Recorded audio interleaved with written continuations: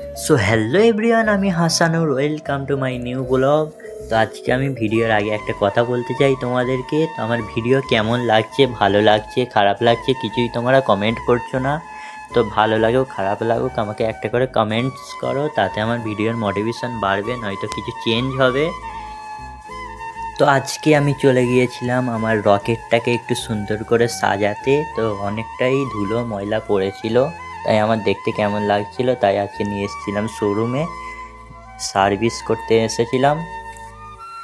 এটাই হচ্ছে আমার রিয়েল ভালোবাসা। তো ভালোবাসার জিনিসকে সবাই চাই সুন্দর করে রাখতে, তো তাই আমি আজকে নিয়ে চলে গিয়েছিলাম শোরুমে বাইকটাকে সুন্দর করতে। তো আমার বাইকে ধুলো ময়লা হয়ে থাকলে একটুও ভালো লাগে না। এইদিকে বাইক সার্ভিসিং হচ্ছিল, আমরা ছিলাম ভিতরে বসে, এখানে বসছিলাম, বন্ধু গেম খেলছিল।